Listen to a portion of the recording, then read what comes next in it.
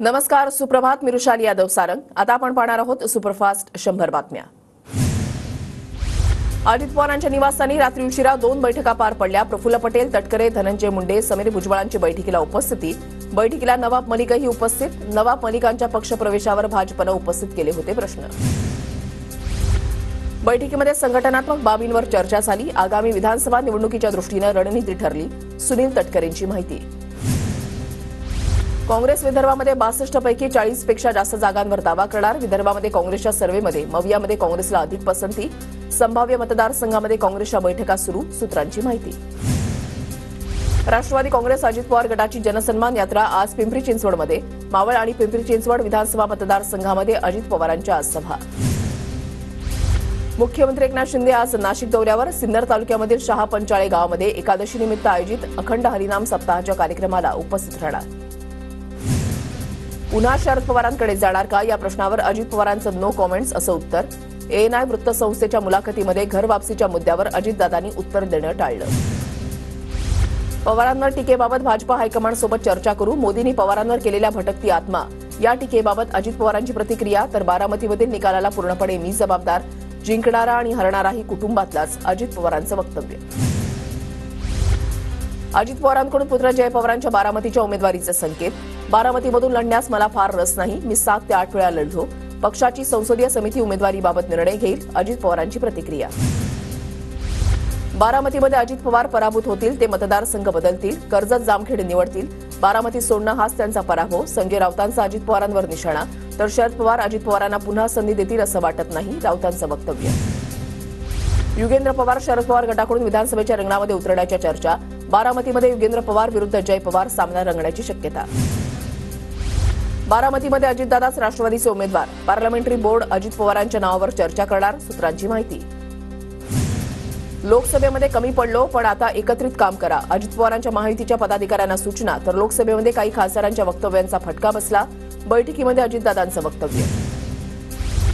जय पवारांच्या उमेदवारीबाबतचा त्यांचा अंतर्गत विषय. बारामती नाही तर संपूर्ण महाराष्ट्रामध्ये महाविकास आघाडीबद्दल सहानुभूती. बाळासाहेब थोरात यांचं विधान.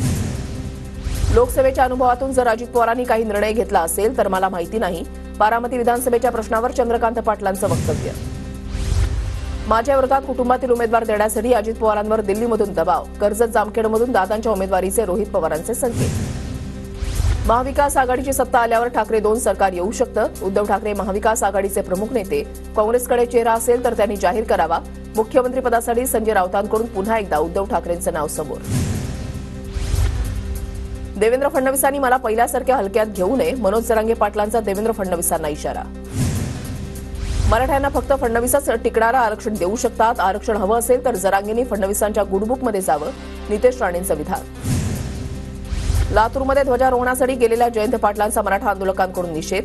निवेदन न घेतल्यानं आंदोलक आक्रमक. मराठ्यांना ओबीसीतूनच आरक्षण देण्याची भूमिका घेण्याची मागणी. लोकशाहीमध्ये आघाडी करण्याचा सर्वांना अधिकार. जरांगे 29 तारखेला कोणती भूमिका घेतात त्यानंतर बोलणार. भाजप नेते प्रवीण दरेकर यांची प्रतिक्रिया.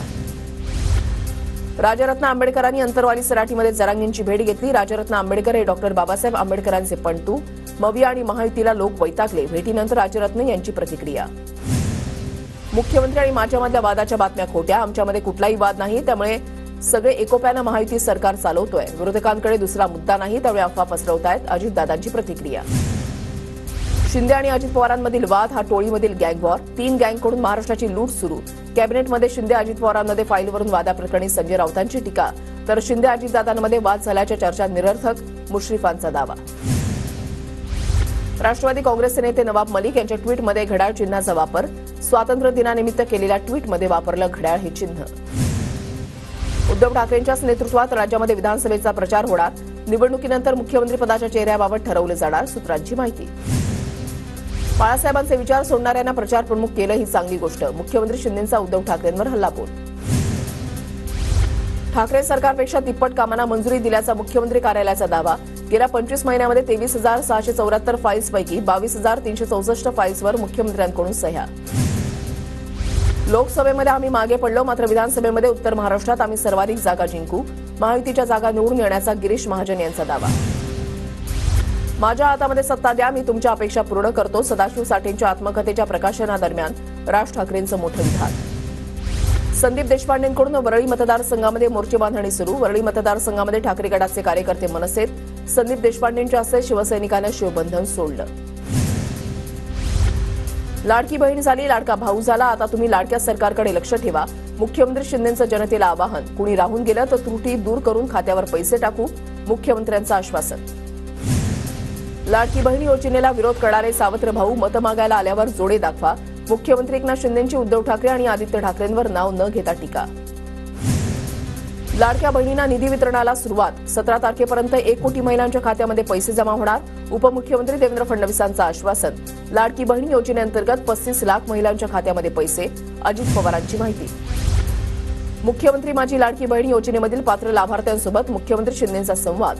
पहिल्या टप्प्यामध्ये 33 लाख महिलांना 999 कोटी रुपयांचं वाटप. 80 लाख महिलांच्या खात्यामध्ये पैसे वर्ग. लाडक्या बहिणींनो, पैसे लवकर काढून द्या. हे लबाड सरकार पैसे परत घेतील.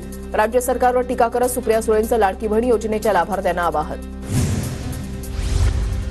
मुख्यमंत्री एकनाथ शिंदे यांचा नाशिक जिल्ह्यामधील मुख्यमंत्री माझी लाडकी बहीण योजना आणि मुख्यमंत्री युवा कार्य प्रशिक्षण योजनेच्या लाभार्थ्यांशी प्रातिनिधिक संवाद. आतापर्यंत 80 लाख भगिनींच्या खात्यामध्ये प्रत्येकी 3,000 रुपये जमा. मविया किंवा महायुती शेवटपर्यंत एकसंध राहील असं वाटत नाही. एक हाती सत्ता घेण्याचा सगळ्यांना मोह होतोय. 2014 सारखे सगळे स्वतंत्र लढण्याची शक्यता नाकारता येत नाही. राजू शेट्टींचं वक्तव्य. माझ्या मतदारसंघामध्ये येऊन उमेदवार शोधावा लागतोय, यातच माझा विजय. मिलिंद नार्वेकरांच्या रत्नागिरी दौऱ्यावरून उदय सामंतांची टीका. परळीमध्ये ताईंचा पराभव झाला तर फाशी घेईन असं म्हणाले.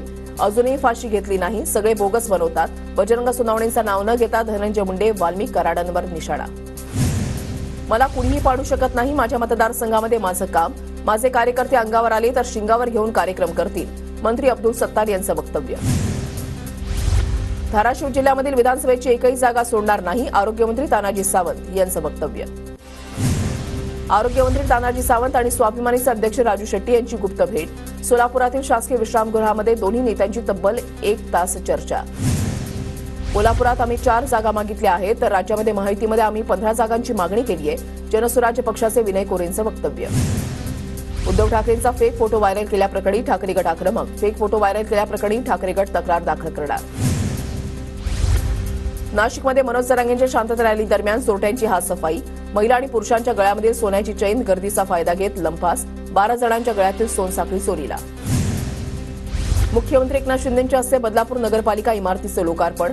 53 कोटी रुपयांच्या निधीमधून बदलापूर पालिकेनं 7 मजली भव्य इमारत उभारली. प्रसिद्ध उद्योगपती गौतम अदानी साई दरबारी दौऱ्यामध्ये अदानींच्या कारचं सारथ्य. माजी खासदार सुजय विखेंनी केलं. साई दर्शनानंतर उद्योगपती गौतम अदानी विखे पाटलांच्या निवासस्थानी. मुंबईच्या शिवडी विधानसभा क्षेत्रामध्ये विद्यार्थी गुणगौरव सोहळा. सोहळ्यामध्ये आदित्य ठाकरेंच्या हस्ते लॅपटॉप आणि टॅबचं वाटप. विजेच्या मागणीमध्ये तब्बल 3,000 मेगावॅटने वाढ. बंद करावे लागलेले वीज निर्मिती संच पुन्हा सुरू. कुलाबा वांद्रे चिप्स मेट्रो 3 मार्गिकेमध्ये स्थानकांच्या परिसरामध्ये 2,931 झाडं लावण्याचा निर्णय. लागवडीसाठी 12 कोटी 1,66,136 रुपयांची 3 कंत्राटं. एका झाडामागे 41,000 रुपये खर्च. मुंबई पोलीस दलामध्ये सप्टेंबरमध्ये 7,000हून अधिक कर्मचारी सेवेमध्ये दाखल होणार. पोलीस भरतीमध्ये निवड झालेले सुमारे 8,000 पोलिसांचं प्रशिक्षण 31 ऑगस्टला पूर्ण होणार. मुंबईमध्ये पुढील काही दिवस हलक्या सरींची शक्यता. हवामान खात्याचा अंदाज. तर पुढील काही दिवस ढगाळ वातावरण राहणार. अभियांत्रिकीची पहिली यादी जाहीर. 1,26,000 विद्यार्थ्यांना मिळणार प्रवेशाची संधी. राज्य सामायिक प्रवेश परीक्षा कक्षाकडून यादी जाहीर. शाळांमधील आरटी प्रवेशाच्या पहिल्या सोडतीची प्रक्रिया पूर्ण. यादीमधील विद्यार्थ्यांना प्रवेशाची संधी दिली जाणार. 26 ऑगस्टपर्यंत प्रवेश पूर्ण करण्याच्या सूचना. धारावीमधील 5 इमारतींच्या हस्तांतरामध्ये अडचणी. डीआरपीकडून 642 कोटी मिळण्याची हमी द्यावी. म्हाडाची भूमिका. बीडी रिसाळ पुनर्विकास प्रकल्पातील वरळीमधील 550 घरांचा ताबा मार्च 2025 मध्ये मिळणार. काही कारणानं कामाला विलंब झाल्यानं बीडीडी वासियांची घराची प्रतीक्षा लांबली. पुणे शहरामध्ये आज अनेक ठिकाणी पाणीपुरवठा बंद. ससून रुग्णालय परिसरामधील जलवाहिनी फुटल्यानं पाणीपुरवठा बंद. तर उद्या देखील कमी दाबानं पाणीपुरवठा होणार. पुण्यामध्ये झालेल्या पावसामुळे 132% पेरण्या पूर्ण. सरासरीच्या तुलनेमध्ये पेरणीच्या क्षेत्रामध्ये 3 लाख हेक्टरनं वाढ. कृषी आयुक्तांची माहिती. आगामी निवडणुकांच्या पार्श्वभूमीवर पुण्याच्या भोर तालुक्यामध्ये भाजपची जनआशीर्वाद यात्रा. भोर विधानसभेचे निवडणूक प्रमुख किरण दगडे 15 दिवसांच्या यात्रेमध्ये पिंजून काढतायत संपूर्ण मतदारसंघ. परभणीच्या सेलू तालुक्यामधल्या पुनर्वसित करसखेडा इथल्या ग्रामस्थांचे जलसमाधी आंदोलन. नागरी सुविधा मिळत नसल्यानं नागरिक आक्रमक. प्रशासनाकडून 30 सप्टेंबरपर्यंत मागण्या मान्य करण्याचं लेखी आश्वासन. माजी आमदार राजू तोडमास यांच्या शिक्षेला स्थगिती देण्यास उच्च न्यायालयाच्या नागपूर खंडपीठाचा नकार. दोषसिद्धीला स्थगिती देण्याचा अर्ज फेटाळल्याने राजू तोडमास यांच्या निवडणूक लढण्यावर प्रश्नचिन्ह. प्रसिद्ध स्त्रीरोग तज्ज्ञ लेखक डॉक्टर शंतनू अभ्यंकर यांचं प्रदीर्घ आजारानं निधन. पुण्यामधल्या दीनानाथ मंगेशकर रुग्णालयामध्ये वयाच्या 60व्या वर्षी घेतला अखेरचा श्वास.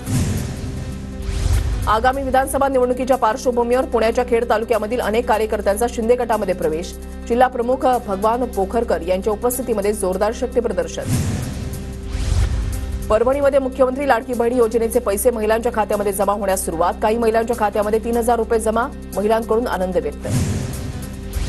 पुणे महानगरपालिकेमध्ये 682 रिक्त पदांसाठी होणार भरती. 9 ऑगस्टपर्यंत इच्छुकांना ऑनलाईन अर्ज करता येणार. कनिष्ठ अभियंता, Foreman, mechanic, auto, electrification, welding, painting या पदांची भरती. आमदार मंदा म्हात्रेंच्या प्रयत्नानं नवी मुंबईतील सार्वजनिक गणेशोत्सव मंडळांची मंडप भाडे आणि अनामत रक्कम 5 वर्षांसाठी माफ. गणेश मंडळांमध्ये आनंदाचं वातावरण. पनवेल पोलीस उपायुक्तपदी प्रशांत मोहिते पाटलांची नियुक्ती. विवेक पानसरेंच्या जागी प्रशांत मोहिते पाटील नवे पोलीस उपायुक्त. नवी मुंबई पोलिसांकडून 8 तासामध्ये 13 वर्षीय मुलीचा शोध. पोलीस उपायुक्त पंकज डहाणेंच्या मार्गदर्शनाखाली शोध मोहीम. बुलडाण्याच्या मलकापूरमध्ये बिअर बार विरोधात महिलांचं आमरण उपोषण. बिअर बार बंद करा अन्यथा मतदानावर बहिष्कार टाकणार. महिलांची आक्रमक भूमिका.